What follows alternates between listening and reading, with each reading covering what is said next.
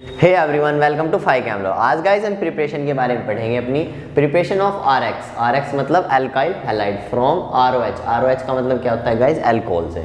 ठीक है, OH आपका अल्कोहल ग्रुप होता है जिसे आप अल्कोहल ग्रुप बोलते हैं। सो अल्कोहल से आज हम क्या बनाएंगे बच्चों? अल्काइल हैलाइड बनाने सीखेंगे। ये बहुत ज़्यादा इंपॉर्टेंट लेक्चर रहेगा और यहाँ पे जितने मेथड रहेंगे आपके, जैसे आपने डार्जन प्रोसेस के बारे में सुना हो, तो जितने भी आपके मेथड होंगे मैं सारे यहाँ पे अच्छे डिस्कस करूँगा, बिल्कुल बेसिक से लेकर एडवांस तक।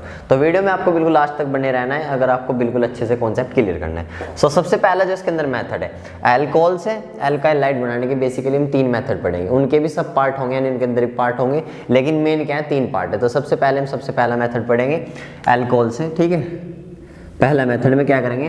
बाय द एक्शन ऑफ, यानी बाय द एक्शन ऑफ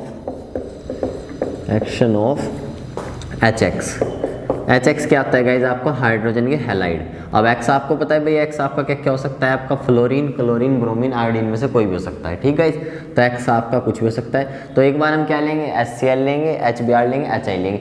यहाँ पे X हमारा F नहीं होगा, आपको याद रखना है। फ्लोरो एल्केन बनाने यहाँ से इम्पॉसिबल है, यानी फ्लोरो एल्केन आपके प्रैक्टिकली नहीं बन पाते, क्योंकि अगर आप HF लोगे, आप सुन लो बात ध्यान से, बिल्कुल आपको सब कुछ समझ में आएगा।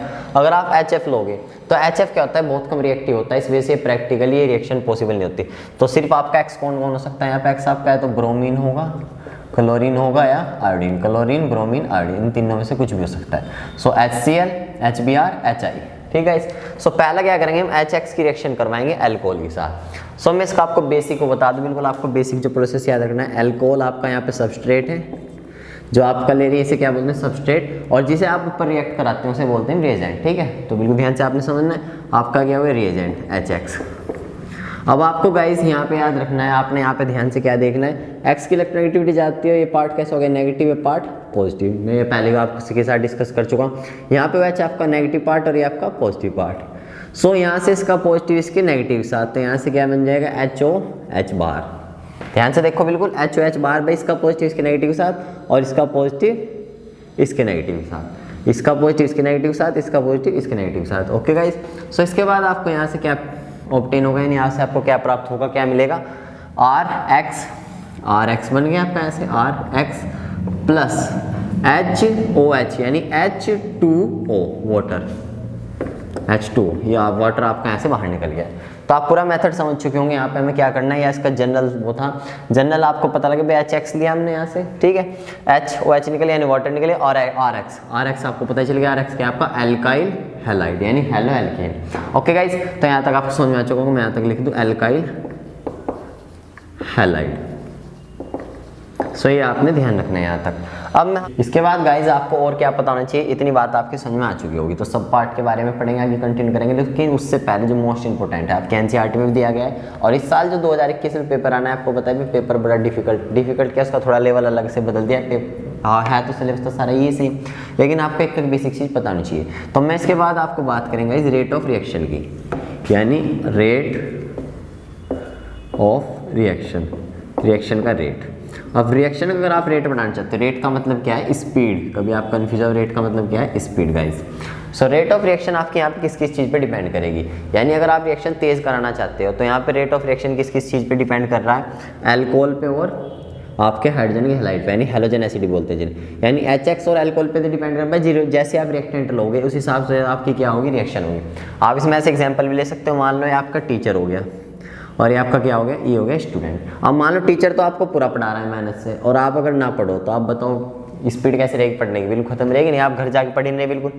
दूसरे केस में मान लो आपका टीचर आपको अच्छे से ना पढ़ा रहा हो, लेकिन आप अच्छे से पढ़ लो कितनी में। अब मान लो अगर आपको पीछे से गाइडेंस ही अच्छी से नहीं मिलेगी तो फिर आपके लिए थोड़े भारी हो जाएगा, यानी स्पीड नहीं आएगी पढ़ने में। तो अगर दोनों अच्छे होंगे, यानी टीचर जितना बेटर और आप जितने, यानी स्टूडेंट जितना अच्छा हो, उस हिसाब से आपकी स्पीड बढ़ जाएगी पढ़ने।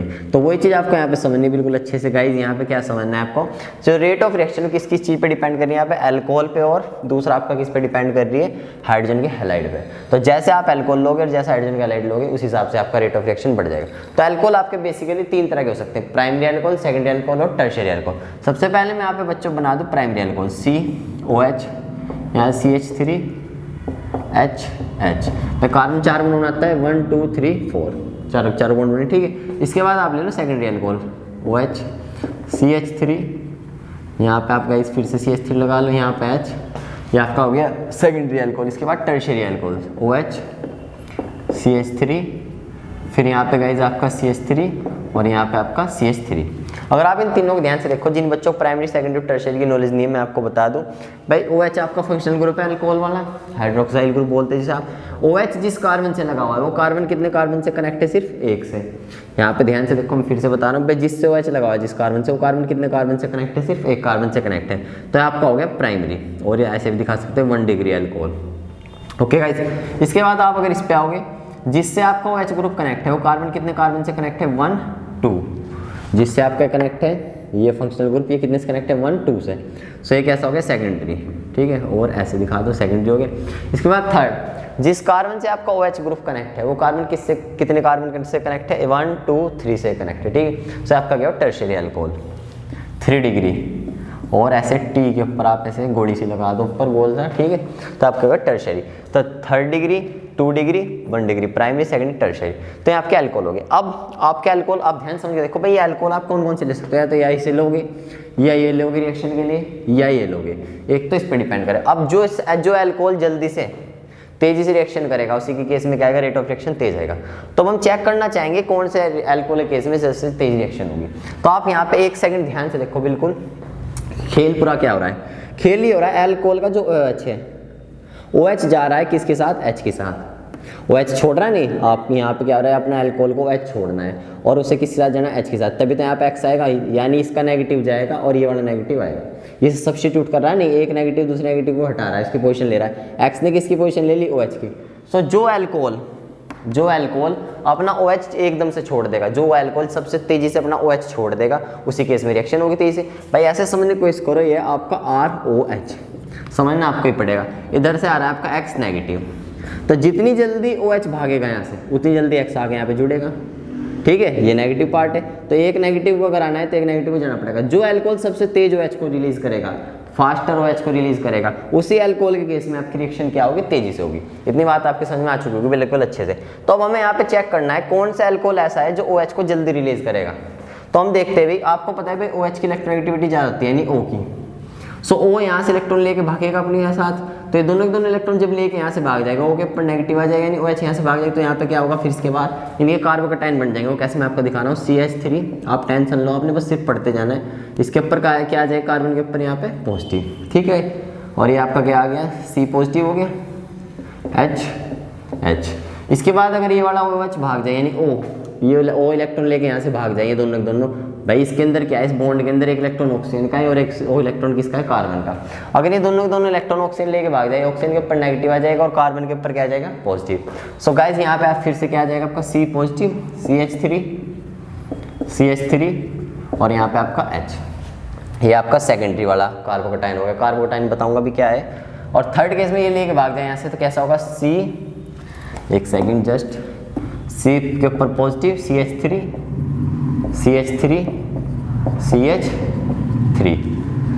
सो गाइस अब ध्यान से देखो, ये बन गए कार्बोकैटायन। कार्बोकैटायन मतलब कार्बन का कटायन बनना।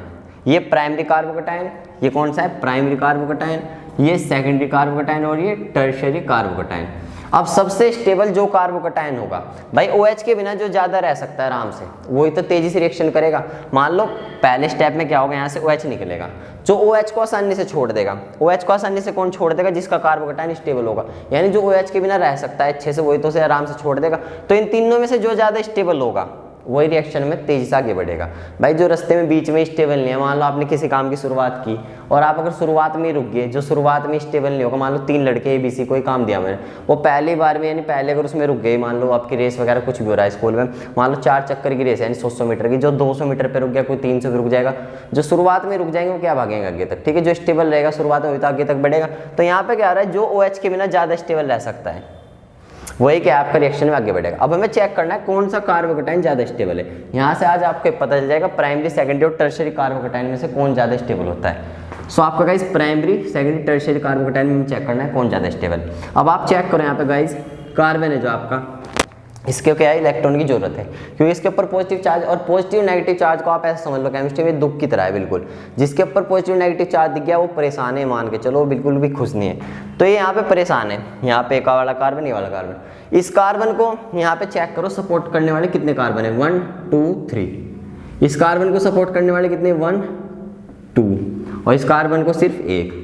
तो यहाँ पे ज़्यादा स्टेबल कौन सा कार्बोकैटायन होगा, टर्शियरी कार्बोकैटायन। भाई यहाँ पे अगर आप चेक करो, आपने एक चीज़ पढ़ी होगी इंडक्टिव इफेक्ट के बारे में। इंडक्टिव इफेक्ट क्या होता है, इलेक्ट्रॉन पुश करना है पुल करना। अब आपका क्या है, ये एल्काइल, मिथाइल का एल्काइल ग्रुप होता है। तो जो आपके एल्काइल ग्रुप होते हैं, मैं यहाँ पे लिख रहा हूँ साइड में आर, ये कैसा इफेक्ट शो करते हैं, plus I effect. Plus I effect का मतलब क्या है, इलेक्ट्रॉन पुश करते हैं, इलेक्ट्रॉन यानी दूर फेंकते हैं, ठीक है। तो यहाँ से इलेक्ट्रॉन पुश करेगा कार्बन की साइड, ऐसे यहाँ पे कितने पुश करेंगे 2 और यहाँ पे सिर्फ 1। तो यहाँ पे से सीधी सी भाषा में आप इंडक्टिव इफेक्ट को भी अगर आपको नहीं समझना चाहते, वैसे आपको पता होना चाहिए इंडक्टिव इफेक्ट क्या है, इलेक्ट्रॉन को पुश करना है पुल करना। तो एल्काइल ग्रुप होते हैं, ये दिखाते हैं plus I effect. Plus I effect का मतलब इलेक्ट्रॉन रिलीज करते हैं, इलेक्ट्रॉन क्या करते हैं, फेंकते हैं। प्लस आई का मतलब क्या है, इलेक्ट्रॉन रिलीज करना, छोड़ना, इलेक्ट्रॉन को अपनी तरफ खींचते नहीं, इलेक्ट्रॉन फेंकते हैं। तो यहाँ पे कितने, यहाँ पे से इलेक्ट्रॉन की जरूरत है। तो यहाँ से वो करने वाले बच्चों चेक करो, यहाँ पे से सपोर्ट करने वाले कितने कार्बन है, 1 2 3। यहाँ पे सपोर्ट करने वाले कितने, सिर्फ 2 और यहाँ पे सपोर्ट करने वाले सिर्फ कितने कार्बन है, 1। तो आप ही बताओ ज़्यादा स्टेबल कौन सा कार्बोकैटायन होगा, टर्शियरी, फिर प्राइमरी, सेकेंडरी, फिर प्राइमरी। तो रेट ऑफ रिएक्शन किसके केस में सबसे तेज होगा, टर्शियरी। तो रेट ऑफ रिएक्शन किस तरफ को इंक्रीज होगा, इस साइड को। तो मैं ऐसे बना रहा हूँ यहाँ पे, रेट ऑफ रिएक्शन क्या होगा, इंक्रीज। टर्शियरी अगर आप अल्कोहल लोगे तो सबसे तेजी से रिएक्शन ये करेगा, फिर सेकेंडरी, फिर प्राइमरी। आप पूरा रीजन समझिए, इसका रीजन क्या, अगर कोई आपसे पूछे पेपर में कि टर्शियरी कार्बोकैटायन सबसे ज़्यादा स्टेबल होता है, क्योंकि वहाँ पे क्या 3 अल्काइल ग्रुप है, उसे क्या करने के लिए बच्चों, सपोर्ट करने के लिए। भाई यहाँ पे 3 है नहीं, आप ही देखो, आप दुनिया में मान लो अगर आपको किसी परिवार में 3 आदमी सपोर्ट करने वाले, किसी में 2 ही है सिर्फ और किसी में क्या 1 है, तो ज़्यादा स्टेबल कौन रहेगा, 3 वाला, ठीक है। तो इसके बाद आपको और इसमें टेंशन वाली बात नहीं। तो ये तो बात रही अल्कोहल की। अच्छा, दूसरा यहाँ पे रेट ऑफ रिएक्शन किस किस पे डिपेंड कर रहा था, एक तो अल्कोहल पे डिपेंड कर रहा था, दूसरा किस पे डिपेंड कर रहा था, HX पे। अब HX आपका कौन कौन हो सकता है, मैंने आपको बताया था, ध्यान से देखना आपको एक चीज़। तो या तो आपका क्या हो सकता है, HCl हो सकता है, या आपका HBr हो सकता है, या आपका HI हो सकता है। अगर आप रिएक्शन करनी है, जिस केस में बॉन्ड सबसे तेजी से टूटेगा, क्योंकि X को भी तो यहाँ पे जाके जुड़ना है, भाई X जितनी जल्दी से, यहाँ पे मान लो H आपका X है, जितनी जल्दी ये बॉन्ड टूटेगा तभी तो जाके X वहाँ पे जुड़ेगा फटाक से, जब तक X यहाँ पे अटैक करेगा। तो बॉन्ड जिस केस में सबसे जल्दी टूटेगा, रिएक्शन का मतलब क्या होता है, पुराने बॉन्ड टूटना और नए बॉन्ड बनना। तो यहाँ पे बॉन्ड जिस केस में सबसे तेज टूटेगा, उसी केस में क्या होगी, रिएक्शन फास्ट होगी। तो आप चैन से बताओ किस केस में बॉन्ड सबसे तेज टूटेगा। सबसे बड़ा बॉन्ड होता है HI बॉन्ड, क्योंकि ऊपर से नीचे साइज बढ़ता है। आयोडीन का साइज सबसे बड़ा होता है, ब्रोमीन का उससे छोटा और क्लोरीन का उससे छोटा। तो सबसे ज़्यादा बॉन्ड लेंथ किस केस में होगी, इस केस में। और आपको पता है गाइस, जो बॉन्ड बढ़ाता है इसे तोड़ना क्या होता है, आसान। छोटी चीज़ तोड़नी भारी होती है, लेकिन बड़ी चीज़ तोड़नी क्या होती है, आसान होती है। तो बॉन्ड लेंथ इधर को इंक्रीज होगी तो सबसे आसान कौन सा बॉन्ड है तोड़ना, ये वाला बॉन्ड। तो रेट ऑफ रिएक्शन किस साइड बढ़ेगा, इस साइड, ठीक है। आयोडीन के केस में सबसे तेज रिएक्शन होगी, इसकी जो बॉन्ड डेसोसिएशन एनर्जी या एंथैल्पी बोल सकते हो, बॉन्ड डेसोसिएशन एनर्जी। यानी बॉन्ड डेसोसिएशन एनर्जी क्या है, बच्चे डर गए होंगे सुन के। बॉन्ड डेसोसिएशन एनर्जी का मतलब बॉन्ड तोड़ने के लिए जो एनर्जी चाहिए वो सबसे कम किसके लिए होगी, किस केस में होगी, इसके लिए सबसे कम होगी, इसके लिए सबसे ज़्यादा होगी। और जितनी बॉन्ड डेसोसिएशन एनर्जी कम होगी उतनी तेजी से रिएक्शन होगी। तो रेट ऑफ रिएक्शन किस तरफ बढ़ेगा, इस केस में भी इस तरफ को, ठीक है। Okay guys, rate of reaction इसके। सो सबसे तेज रिएक्शन कब होगी, HI और इस केस में। अगर आप HI ले लो और टर्शियरी अल्कोहल ले लो तो आपको बिल्कुल अच्छे से कॉन्सेप्ट समझ में आ चुका होगा। ये थोड़ा आपको डिफिकल्ट लग रहा होगा, लेकिन आप इसमें क्या करना है, एक बार दोबारा से रिवाइज करना, वीडियो पीछे देखना, तो आपको सब कुछ समझ में आ जाएगा। तो ये हमारा था साइड में रेट ऑफ रिएक्शन के बारे में। अब हम फिर से कंटिन्यू करेंगे जो हम पढ़ रहे थे अपना, ठीक है। तो आपको एक पता होना बहुत ज़्यादा ज़रूरी था, इसे आप नोट कर लेना। मैं यहाँ से रफ कर रहा हूँ इस चीज़ को। तो अब हम यहाँ पे गाइस बात करेंगे आपकी, सबसे पहले अगर आपको बनाने हैं क्लोरो एल्केन, सबसे पहले केस में हम बात करेंगे, फर्स्ट केस में क्लोरो एल्केन बनाने की, क्लोरो एल्केन। अब अगर आपको क्लोरो एल्केन बनाने हैं, क्लोरो एल्केन का मतलब क्या है, आप क्या करना चाह रहे हो, एल्कोहल से यानी ROH से किस पे जाना चाह रहे हो, RCl पे। तो हम यहाँ पे क्या करते हैं गाइस, हमारा बड़ा सिंपल सा फंडा है। यहाँ पे एल्कोहल लिया आपने ROH, यहाँ पे एल्कोहल, चलो यहाँ पे ऐसा ले लो, आपने एल्कोहल ले लिया, मान लो ये आपका एल्कोहल COH CH3H, आपने अल्कोहल ले लिया और इसके साथ आपने रिएक्शन करवाई। यहाँ पे क्या लोगे, HX, X की जगह इस बार क्या लोगे, HCl ले लिया। सब कुछ समझ में आएगा अगर आप बिल्कुल ध्यान से देखोगे। और यहाँ पे आपको कैटलिस्ट लेना पड़ेगा, एनहाइड्रस, मैं शॉर्ट में लिख रहा हूँ, एनहाइड्रस ZnCl2। जिंक क्लोराइड यानी जिंक डाइक्लोराइड। एनहाइड्रस का मतलब क्या है, बिना पानी का, जिसके अंदर क्या हो, वाटर ना हो। तो एनहाइड्रस ZnCl2 लिया आपने। अब यहाँ से क्या होगा, HOH किसके साथ चला जाएगा, H के साथ, और Cl आपका यहाँ पे आ जाएगा, जब तो आपका कार्बोकेटाइन बनेगा। और आप ध्यान से देखना एल्कोहल कौन सा एल्कोहल है, प्राइमरी एल्कोहल है, जिससे कनेक्ट है वो कार्बन कितने से कनेक्ट है, 1 से। तो आपका प्राइमरी एल्कोहल है यहाँ पे गाइज। सो प्राइमरी एल्कोहल के केस में आपने यहाँ पे कैटलिस्ट यूज़ किया और आपकी रिएक्शन आ जाएगी यहाँ से CH3HH, और यहाँ पे आपके क्या लग जाएगा, Cl प्लस H2O, वाटर बार। तो पहला केस हो गया आपका, बिल्कुल आसानी से आपकी समझ में आ गया होगा। इसके बाद यहाँ पे गाइज ये आपका प्राइमरी एल्कोहल केस में। अब हम सेकेंडरी एल्कोहल लेते हैं, CH3, एक सेकेंड, COH, CH3 और यहाँ पे आपका H। अब हमने लिया सेकेंडरी एल्कोहल। अब सेकेंडरी एल्कोहल केस में फिर से आप क्या रिएक्शन करो, HCl के साथ रिएक्शन कराओ। कैटलिस्ट आपका सेम वही रहेगा, एनहाइड्रस ZnCl2, मैं यहाँ पे सिंपल लिख रहा हूँ ZnCl2, एनहाइड्रस ये भी। इसके से फिर से वही रिएक्शन होगी, HOH बाहर यानी वाटर बाहर, और Cl आके यहाँ पे लग जाएगा, यानी CH3 स्पेस कम होने की वजह से यहाँ पे आप Cl आ गया आपका, CH3 और यहाँ पे आपका H।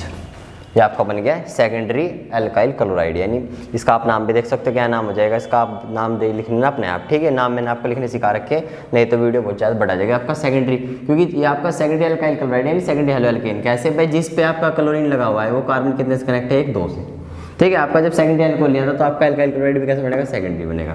अच्छा, इसे आप नोट कर लेना, इधर से मुझे रफ करना पड़ेगा यहाँ पे, इधर। सो गाइस मैं रफ कर दे रहा हूँ यहाँ से।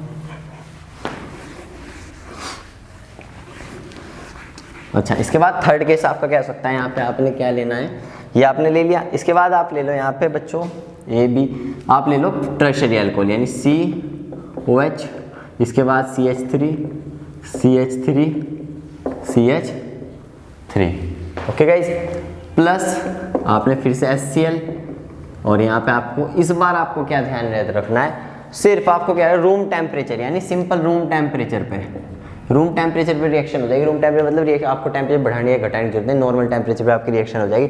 और इस बार आपको कैटलिस्ट की जरूरत भी नहीं है, क्योंकि यहाँ पे कैटलिस्ट की आपको जो जरूरत पड़ रही थी ना, वो क्यों पड़ रही थी, क्योंकि आपको पता है प्राइमरी एल्कोहल सबसे कम रिएक्टिव हो, सेकेंडरी उससे ज़्यादा, और टर्शियरी तो सबसे ज़्यादा रिएक्टिव होते हैं, हमने अभी पढ़ा था, इसलिए तो पढ़ी थी वो सारी चीज़ें, जो आपको एक भी कन्फ्यूजन ना है। तो इस बार आपको क्या कैटलिस्ट की भी जरूरत नहीं है, क्योंकि कैटलिस्ट का मेन काम क्या था, यहाँ पे बॉन्ड तोड़वाना, जो ये OH बॉन्ड था ना C और OH के बीच का, ये तोड़वाने का काम था। अभी मैं इसके बारे में बताऊंगा, तो ये पेपर में आता है आपका, मैं आपको नोट कराऊंगा।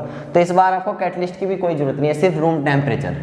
तो यहाँ पे आपका क्या बन जाएगा, CH3, ये आपकी रिएक्शन कंप्लीट हो जाएगी, CCl CH3 और यहाँ पे आपका CH3, ये आपका क्या है गाइस, CH3 है यहाँ पे आपका, प्लस H2O। सो इस बार आपको कैटलिस्ट की भी कोई जरूरत नहीं है। कैटलिस्ट की जरूरत क्यों नहीं पड़ी, क्योंकि टर्शियरी एल्कोहल आपका बहुत ज़्यादा क्या होता है, रिएक्टिव होता है। सो आपको यहाँ से जो नई चीज़ मिली सीखने के लिए मोस्ट इंपॉर्टेंट, जो यहाँ पे ZnCl2 का काम क्या है, ZnCl2 का काम क्या है, पे पहला पॉइंट में लिख दूँ, ZnCl2 helps in the cleavage, एक भी क्वेश्चन आपका नहीं छूटेगा, helps in the cleavage of CO bond in alcohol. जो अल्कोहल में कार्बन और ऑक्सीजन के बीच का बॉन्ड है उसे तोड़वाने में हेल्प करता है। भाई बॉन्ड जितनी जल्दी टूटेगा पुराना, उतनी जल्दी रिएक्शन होगी। आपको भी देखना CO बॉन्ड इन अल्कोहल, ठीक है, अल्कोहल। ओके गाइस, इसमें आप चेक करो यहाँ पे ध्यान से, अगर आप देख रहे हो भाई, जो C और O के बीच का बॉन्ड है, ये आपको जब बॉन्ड जितनी जल्दी से टूटेगा, यानी OH जितनी जल्दी यहाँ से निकलेगा, उतनी जल्दी आपके क्या होगी, रिएक्शन होगी। तो ZnCl2 आपको क्या करता है, हेल्प करता है बॉन्ड ब्रेक कराने, क्लीवेज का मतलब है बॉन्ड तोड़वाने में, किसका, C और O वाला बॉन्ड। आपको इसका बिल्कुल मतलब समझ में आ रहा है ना, एक एक चीज़ बिल्कुल ध्यान से, ठीक है। तो ये क्लीवेज करने में हेल्प करेगा। दूसरा आपको और पता होना चाहिए क्या है, ZnCl2 is a Lewis acid. ये क्या होता है, लुईस एसिड। अब लुईस एसिड कौन होते हैं गाइस, जो आपके इलेक्ट्रॉन पेयर को एक्सेप्ट कर लेते हैं। मैं यहाँ पे लिख रहा हूँ ब्रैकेट में, इलेक्ट्रॉन पेयर को एक्सेप्ट कर लेते हैं, जो वो आपके होते हैं लुईस एसिड। इससे क्या होगा भाई, जो यहाँ से OH निकलेगा, OH यहाँ से आपको पता है भाई O दोनों इलेक्ट्रॉन लेके भागता है। मैं अगर यहाँ पे हल्का सा बना दूँ COH, यहाँ तो कुछ भी हो, चाहे प्राइमरी सेकंड टर्शियरी, उससे कोई मतलब नहीं। ये ऑक्सीजन आपको पता है दोनों के दोनों इलेक्ट्रॉन लेके भागता है, यहाँ से भागता नहीं दोनों के दोनों इलेक्ट्रॉन लेके। तो ये जो इलेक्ट्रॉन का पेड़ लेके भागेगा यहाँ से, उसे कौन जोड़ लेगा अपने साथ, ZnCl2, यानी ZnCl2 इसके साथ कनेक्ट हो जाता है। ZnCl2 यहाँ से बॉन्ड तोड़वाता है, जैसे बाहर के दोस्तें तोड़वाने वाले हो, ZnCl2 बोलता है भाई इलेक्ट्रॉन लेके आ, मेरे पास आ जा। तो यहाँ से OH के को कौन जोड़ लेगा अपने साथ, ZnCl2, ठीक है। तो ZnCl2 क्या एक लुईस एसिड है, बॉन्ड तोड़वाने में क्या करता है, हेल्प करता है। आपको बिल्कुल अच्छे से पता होना चाहिए। और टर्शियरी केस में क्यों जरूरत नहीं पड़ी ZnCl2 की, क्योंकि टर्शियरी अल्कोहल तो बहुत ज़्यादा रिएक्टिव होते हैं, OH को ऐसे रिलीज कर देते हैं, ठीक है। तो यहाँ तक आपसे नोट करो, ये बात रही आपके क्लोरोएल्केन की। अब बात करेंगे, अभी पहले के अंदर ही चल रहा है हमारा, सिर्फ 3 मेथड पढ़ने हैं। पहले के अंदर हमने क्या पढ़ा, अब क्लोरोएल्केन बनाने सीख लिए, ठीक है, इस HCl की हेल्प से, ठीक है। तो यहाँ तक आपसे नोट कर लो। तो मैं सिर्फ कर दे रहा हूँ, यहाँ तक आपने से नोट कर लिया होगा अच्छे से, तो मैं हटा दे रहा हूँ इसे गाइस।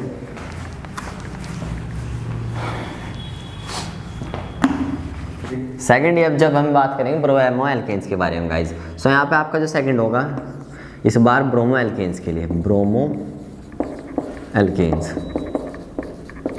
अब ब्रोमो एल्केन्स के केस में हमें यहाँ पे क्या करना चाहते हैं गाइस, अपना ROH यानी अल्कोहल से इस बार X क्या लेके चलेंगे, Br, यानी H Br के साथ रिएक्शन करवानी पड़ेगी, तभी तो आपको क्या मिलेंगे, ब्रोमो एल्केन मिलेंगे। लेकिन प्रॉब्लम वाली बात क्या है, जो आपका HBr होता है क्या होता है, अनस्टेबल। ये क्या है गाइस आपका, अनस्टेबल चीज़ अब नेचर में रुकनी बारी है, ये बहुत ज़्यादा रिएक्टिव होगा, मतलब अनस्टेबल होगा तो ये आपका नहीं मिल पाएगा। जो चीज़ अनस्टेबल हो कहाँ से मिलेगी, आप सोच के देखो। तो इस बार प्रॉब्लम क्या आती है, और आपकी जो NCERT की बुक में लिखा रहता है, अब हम उसकी तरफ बढ़ेंगे तो आपको सारा कॉन्सेप्ट समझ में आ जाएगा एकदम से। नहीं तो अगर ये बड़ा आसान हो जाता है, यहाँ से क्या होता है, HOH बाहर हो जाता है और RBr बन जाता है, यानी RBr प्लस H2 बाहर निकल जाता है। लेकिन ये रिएक्शन पॉसिबल नहीं है प्रैक्टिकली पर्पज से अगर देखी जाए तो अब हम यहाँ पे क्या करेंगे गाइज, अपना इस बार हमें करना पड़ता है, इसे बनाने पड़ता है जो HBr है, इसे हम रिएक्शन के दौरान ही बनाना पड़ता है, रिएक्शन के साथ साथ ही, क्योंकि रिएक्शन में साथ के साथ बनेगा और तभी का तभी कंज्यूम हो जाएगा। सो इस बार आप चेक करो क्या करेंगे, यहाँ पे ROH के साथ या तो हम क्या ले लेंगे, NaBr, आपका NCERT में लिखा हुआ है, या आप क्या ले लो, KBr ले लो, सोडियम ब्रोमाइड या पोटेशियम ब्रोमाइड। अब इसके साथ आपने रिएक्शन करना है अल्कोहल के NaBr के साथ या KBr के साथ। दूसरा आपको क्या लेना पड़ेगा, concentrated H2SO4, concentrated H2SO4। Concentrated का मतलब जिसके अंदर वाटर आपका क्या हो, कम हो। इसके यहाँ पे आपने क्या करना है गाइज, इसके साथ रिएक्शन करवाओ। तो यहाँ पे रिएक्शन में क्या होगा, मैं आपको पूरा कॉन्सेप्ट समझने की कोशिश करो। क्या बस HBr वाला केस था, लेकिन HBr आपका क्या है, अनस्टेबल होने के कारण आपको क्या है, रिएक्शन के साथ बनाना पड़ता है रिएक्शन के अंदर ही, क्योंकि अगर अनस्टेबल चीज़ें रुकती नहीं। तो हम यहाँ पे क्या करते हैं, आपकी जो NCERT में लिखा रहता है वो क्या, NaBr लेंगे या KBr लेंगे और उसकी रिएक्शन करवाएंगे H2SO4 के साथ, तो साथ के साथ HBr बनेगा रिएक्शन के अंदर, वही साथ साथ कंज्यूम हो जाएगा। तो अब देखो यहाँ पे क्या रिएक्शन होगी, बिल्कुल आराम से देखना, रिएक्शन आपकी समझ में आ जाएगी, रटने की जरूरत नहीं पड़ेगी। R किसके साथ चल जाएगा, Br के साथ।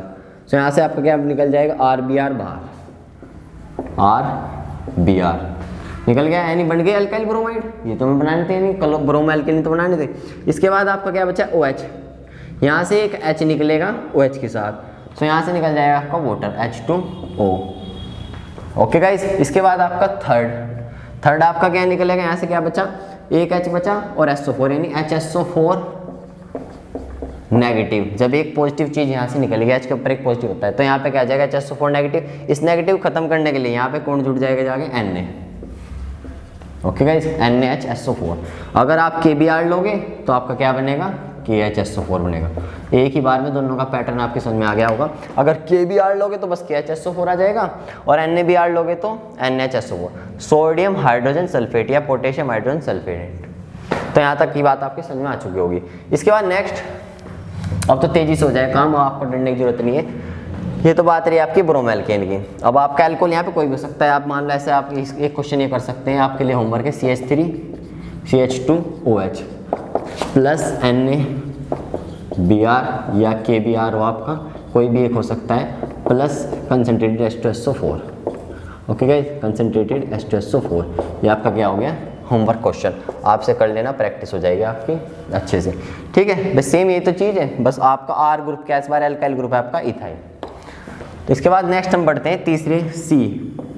अगर आप बनाना चाहते हो इसी हेल्प से, यानी पहले मेथड की हेल्प से ही, आयोडो एल्केन्स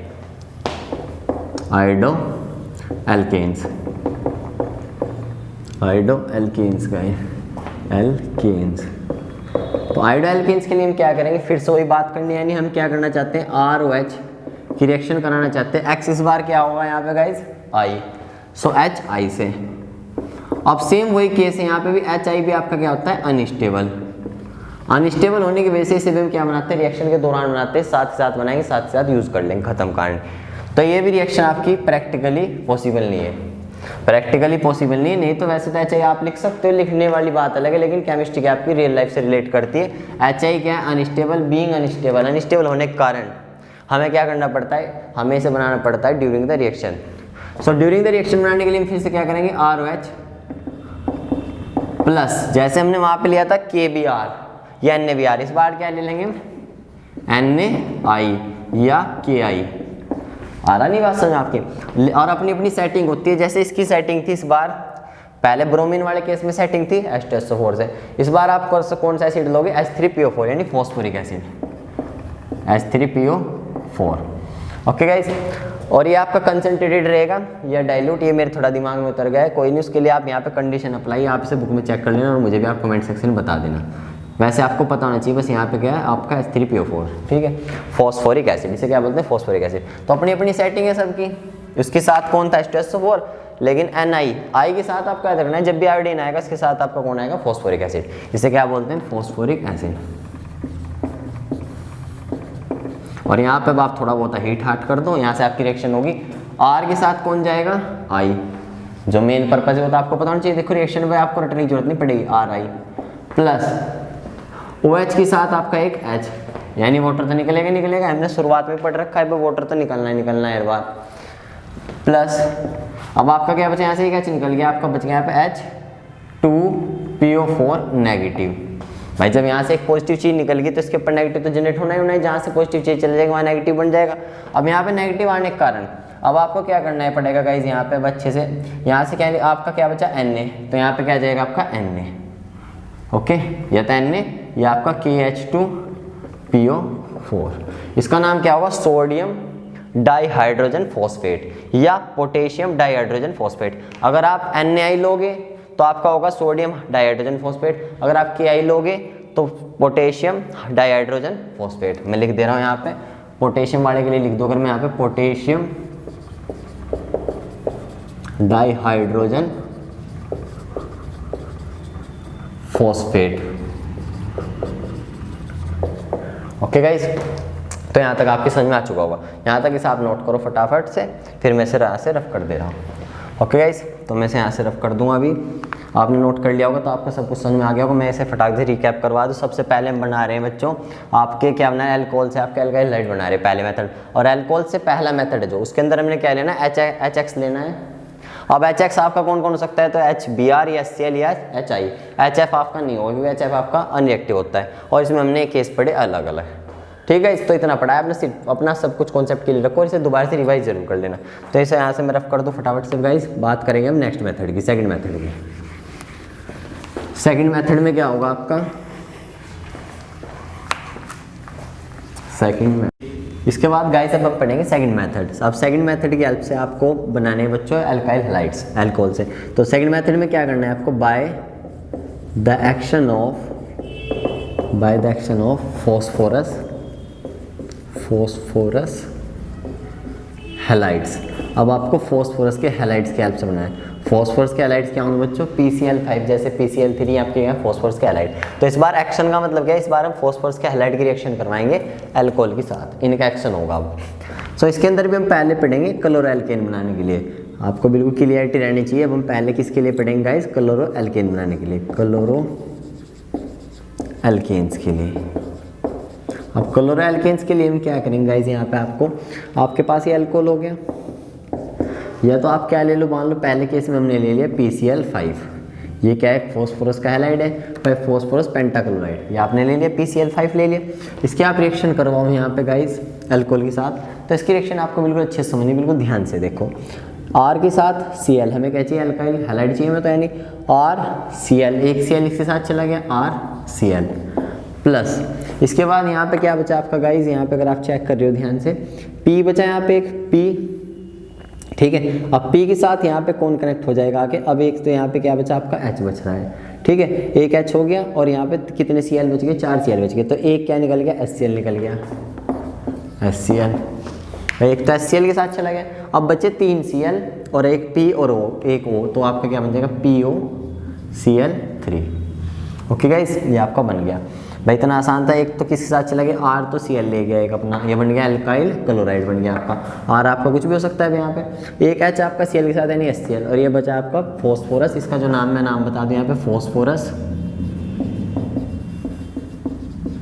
O के लिए oxy chloride, phosphorus oxy chloride, ये आपका यहाँ तक बन चुका है। अच्छा गाइज, इसके बाद अगर आप नेक्स्ट बात करो यहाँ पे ROH की रिएक्शन आप करवा दो PCl3 से, PCl3। इसमें जो सेकंड मेथड है आपका क्या है, अल्कोहल से ही बना रहे हैं और एल्काइल क्लोराइड बना रहे हैं। आपके क्लोरैल्केन में बात चल रही है। अब आपका PCl5 भी एग्जिस्ट करता है आपको पता है, और PCl3 बनता है। अब PCl3 के केस में आपका क्या होगा, यहाँ पे कितने आ रहे हैं आपके, एक आ रहे हैं। अब यहाँ से Cl कितने, 3 Cl है, तो एक R एक Cl के साथ रिएक्ट कर सकता है। तो R भी कितने लेने पड़ेंगे हमें, यहाँ पे 3 R लेने पड़ेंगे। आप बिल्कुल ध्यान समझने की कोशिश करो। तो यहाँ पे हमने मल्टीप्लाई कर दी 3 की। अब 3 R हो गया आपके, 3 R और 3 Cl, तो यहाँ से क्या बन गया 3RCl, 3RCl निकल गया यहाँ से बाहर। अच्छा, इसके बाद आपका क्या बच गया गाइस, यहाँ पे 3H यानी H3। भाई 3 इसके साथ भी, इसके साथ भी, इसके साथ, इतना ज़्यादा आपको पता होगा। तो H3 बच रहा है, एक O बच रहा है आपका, यानी सॉरी गाइस 3 O है यहाँ पे, H3O3, और यहाँ पे क्या बच रहा था, एक आपका P, H3PO3, phosphorous acid.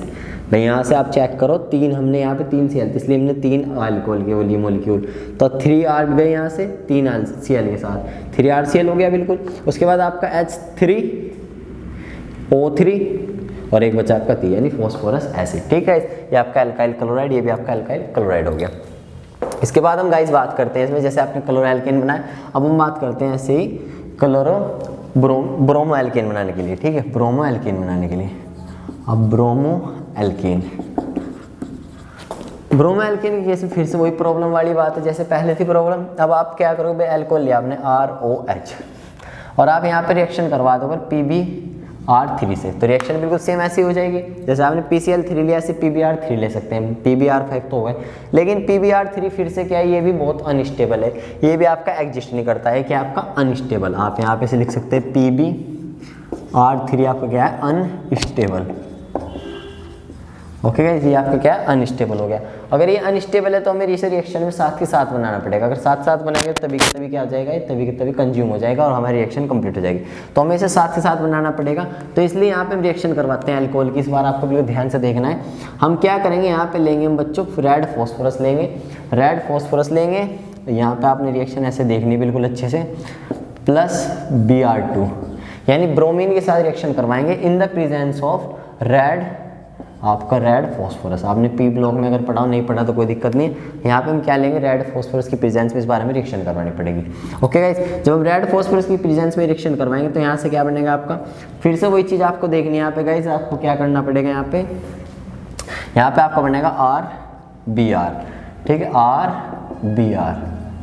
Okay guys, इस बार आपको ज़्यादा टेंशन लेने की जरूरत नहीं है। वैसे ये रिएक्शन तो ऐसे होगी, आपके एनसीईआरटी बुक में वैसे लिखी हुई है, लेकिन अगर इस रिएक्शन को मैं आपको पूरी खोल के बताऊं बिल्कुल अच्छे, जिससे आपके सारे कंफ्यूजन दूर हो जाए।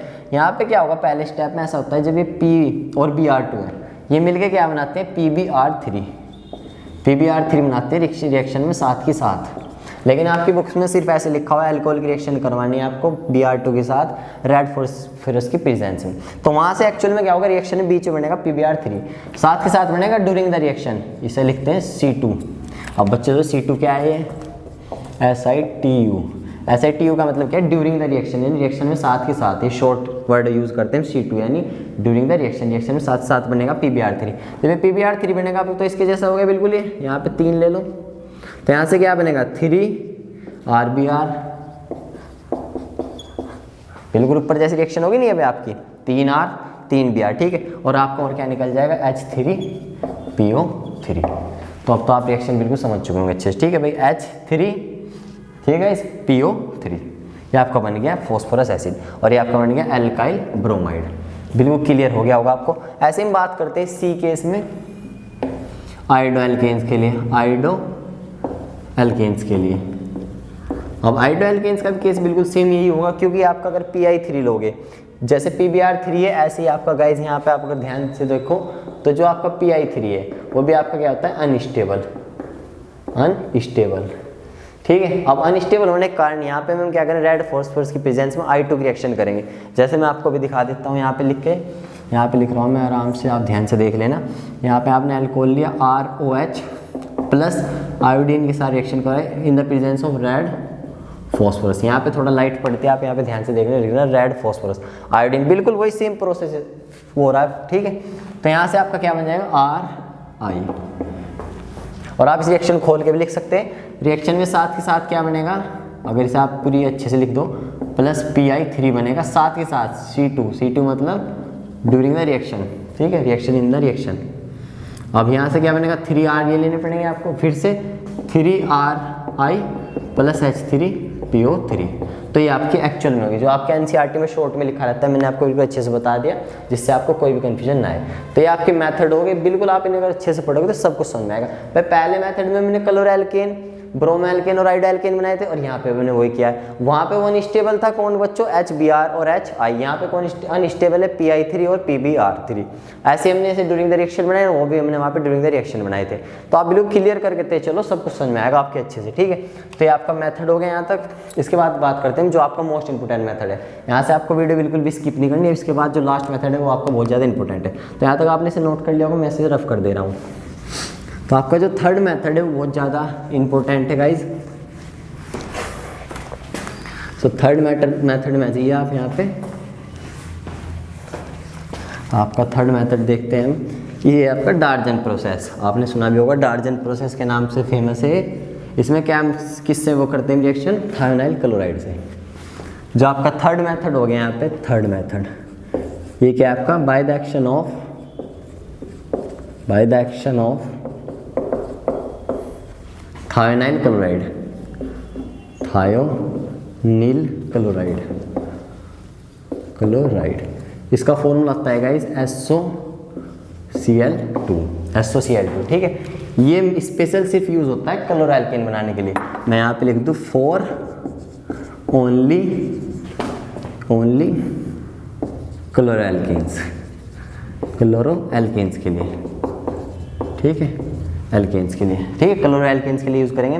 जैसे इसकी मैं रिएक्शन लिख देता हूँ यहाँ पे, कितना आसान है देखो आप, ROH यानी अल्कोहल लिया आपने, फिर से अल्कोहल की मेथड पढ़ रहे। अब आपने रिएक्शन करानी SOCl2 से, SOCl2 रिएक्शन करवाई आपने।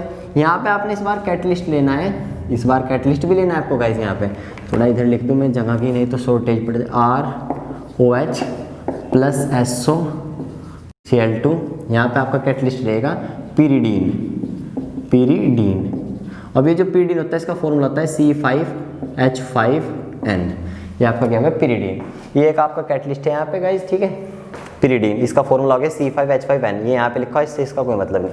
अब यहाँ पे क्या होगा, आपको क्या करना है, आपको तो क्लोरोएल्केन बनाना है, तो R एक Cl इसके साथ चला गया, बिल्कुल ध्यान से देखना 2 मिनट, RCl। ठीक है भाई, एक R एक Cl के साथ चला गया, RCl चला गया। अच्छा, इसके बाद आपका यहाँ पे एक H और यहाँ पे एक Cl बचा, तो एक Cl एक H के साथ यानी HCl। ठीक है, बिल्कुल ध्यान समझ में आ रहा होगा आपके। इसके बाद नेक्स्ट आपका क्या बचा गाइस, यहाँ पे आपका बच गया एक, यहाँ पे S, एक O और एक O यहाँ पे भाई SO2 यानी SO2। और ये इस बार इस रिएक्शन की खास बात ये है गाइज, इस रिएक्शन में जो दोनों के दोनों आपके बाई प्रोडक्ट बने, बाई प्रोडक्ट मतलब साइड प्रोडक्ट। मेन प्रोडक्ट तो हमारा कौन है, एल्काइल क्लोराइड। हमें तो ये चाहिए ना, ये तो हमारा क्या है, मेन प्रोडक्ट।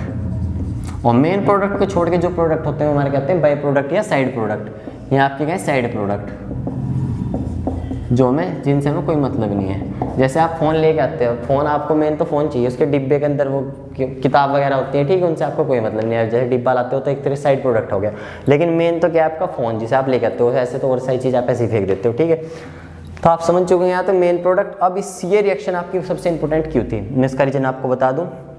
ये रिएक्शन आपकी इसलिए इंपॉर्टेंट है क्योंकि इस बार जो आपके साइड प्रोडक्ट है वे दोनों के दोनों आपके क्या हैं, गैस।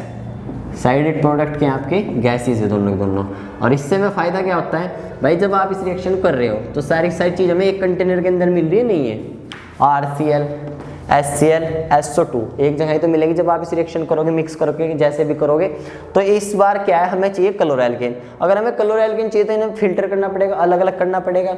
और सारे केस में क्या रहा है, वो सब आपस में लिक्विड स्टेट मिलते हैं ज़्यादातर, यानी आपस में मिक्स रहते हैं। लेकिन यहाँ पे फायदा क्या होगा, जो साइड प्रोडक्ट है ये उड़ जाएंगे, ये क्या आपकी गैसेज है, जब ये यहाँ से उड़ जाएंगे तो आपका सिर्फ कौन बच जाएगा यहाँ पे, RCl। समझे बात को? यानी मैं दोबारा से रिपीट कर रहा हूँ, रिएक्शन ज़्यादा प्रीफर इसलिए की जाती है, सबसे इंपॉर्टेंट रिएक्शन इसलिए अपनी जितनी भी हमने पढ़ी अब तक, ये रिएक्शन इसलिए इंपॉर्टेंट है क्योंकि जिस बार जो साइड प्रोडक्ट है वो कैसे हैं, गैसेज। और आपको पता है जब ये आप रिएक्शन कर रहे हो तो मिक्स करके कर रहे हो उन्हें, तो ये सारी चीज़ एक साथ मिलेगी। तो फायदा क्या होगा, इस बार आपको प्यूरीफाई करने में दिक्कत नहीं होगी क्योंकि ये गैस तो दोनों एक्सकेप कर जाएंगे, एस्केप मतलब उड़ जाएंगे। तो आपका क्या बचेगा, सिर्फ मेन प्रोडक्ट। ठीक है, तो यहाँ पर आप लिख भी सकते हो एक पॉइंट इसके अंदर, this reaction is preferred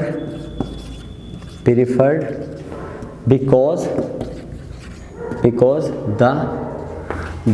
the side products, because the side या by products, because the side क्या हो रहा है, गलती हो, side products are, because the side products are escapable spelling में एस्केपेबल गैसेस, ये क्या आपकी आराम से एस्केप करने का मतलब आराम से निकल जाएंगे। ठीक है, आप इसकी स्पेलिंग चेक कर लेना, स्पेलिंग का मैटर ऐसा ही रहता है थोड़ा बहुत। ठीक है, तो आपको जो मेन बात थी वो आपको बिल्कुल सही बता दी, स्पेलिंग वगैरह आप अपने आप चेक कर सकते हैं। तो आपको पूरा मैटर समझ में आ गया होगा। आपका क्या कैटलिस्ट पिरिडीन, इसका मैं स्ट्रक्चर भी बता दूँ आपको चलते चलते, जैसे आपको अच्छे से फील आ जाए। इसका स्ट्रक्चर देखो कितना आसान है, आप कैसे करना है भाई, यहाँ पे लिखो आप एक N लिख लिया, फिर आपने क्या बस बेंजीन रिंग बना देनी है। ठीक है, ऐसे करके ये होगी यहाँ से आपकी, यहाँ पे एक डबल बॉन्ड लगाओ, यहाँ डबल बॉन्ड लगा दिया, फिर से छोड़ के एक डबल बॉन्ड यहाँ लगाओगे, इसे छोड़ के फिर डबल बॉन्ड यहाँ लगा दो, ये आपका बन गया पिरिडीन। ये इसका स्ट्रक्चर है भाई, आप काउंट भी कर सकते हो। एक कार्बन यहाँ 1 2 3 4 5 कार्बन यहाँ, एक एच यहाँ पे 1 2 3 4 5, यहाँ पे कोई एच नहीं है, क्यों नहीं है एच बताओ, सोच के देखो। कार्बन 4 बॉन्ड बना सकता है भाई, 3 बॉन्ड बनने हैं वाले कार्बन के, 1 2 3 1 एच लग जाएगा, सभी का याद है। लेकिन नाइट्रोजन आपको पता है कितने बॉन्ड बनाता है, सिर्फ 3 बॉन्ड। तो यहाँ पे 3 बॉन्ड बने हैं इसके, 1 2 3, तो आपको पूरा फील आ चुका होगा, ये आपका पिरिडीन हो गया। इसका स्ट्रक्चर भी, अब कोई भी चीज़ आपकी नहीं बची।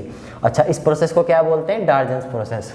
इस प्रोसेस को क्या बोलते हैं, मैं यहाँ पे लिख दे रहा हूँ डार्जन प्रोसेस, टार्जन नहीं, कभी आप इसका टार्जन बना लो। ठीक है, डार्जन्स, ये डी है आपका, टी ना कर देना आप, डार्जन्स प्रोसेस। ठीक है, तो आपका डार्जन्स प्रोसेस हो गया, आप इसे समझ चुके होंगे बिल्कुल अच्छे से। ये प्रोसेस सबसे ज़्यादा प्रीफरेबल है।